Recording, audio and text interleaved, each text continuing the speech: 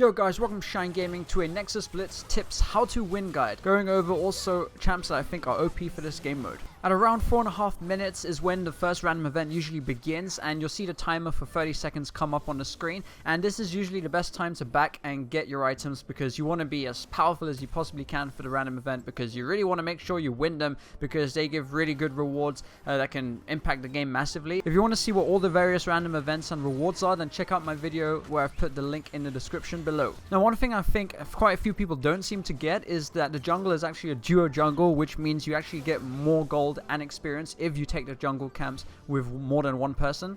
It also doesn't matter who last hits in the jungle because the rewards are split across all nearby allies. This means you also don't need to smite steal because the two nearest people when taking a red or blue buff actually get the buff split between them, so there's basically 2 red buffs and 2 blue buffs.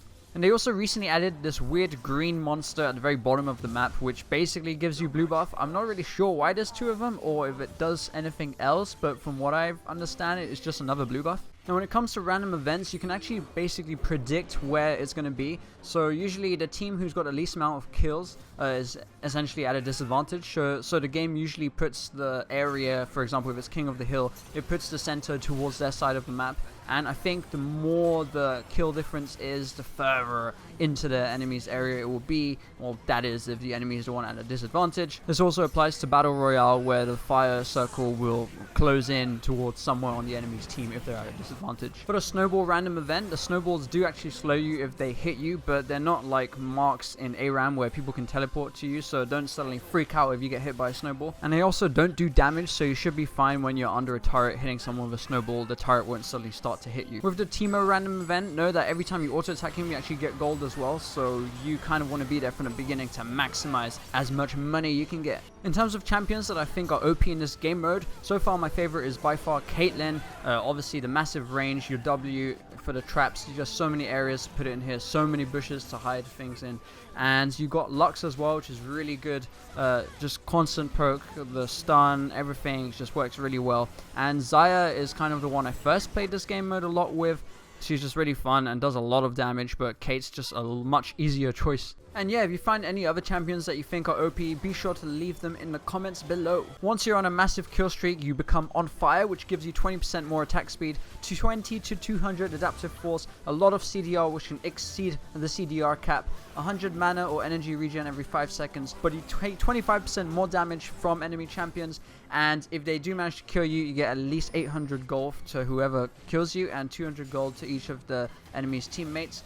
But that gold can actually increase depending on how large your kill streak is. If you're at an advantage, do not let it get to 18 minutes, because once it's 18 minutes, the Nexuses come out, and basically whoever loses a team fight is pretty much GG, because then you just got to auto attack that beautiful colorful Nexus that kind of looks like Smarties or Skittles? That's it, Skittle. I don't know what Kittle is. Now, just a couple of random points. Runes have been balanced for this game mode, so some of the runes such as Kleptomancy, Magical Footwear, that you got to wait a couple of minutes before something happens, they've been reduced the time that you got to wait, and pretty much it should be okay playing the normal runes that you would normally play on Summoner's Rift, but given that you can exceed the CDR cap when you are on fire, taking that rune that gives you bonus adaptive damage depending on your CDR should come in handy. The Rift Herald spawns at 10 minutes, and in addition to giving you Herald's Eye, it also boosts the minions just like in Baron. Don't forget there is a global aura of 30% CDR and more magic regen for everyone, and of course 10% bonus friendship for everyone, but I think that's quite OP, and I'm expecting Rito to nerf it in the next patch. I'm personally really excited for this game mode, and I hope it stays permanently, because it's actually been my favorite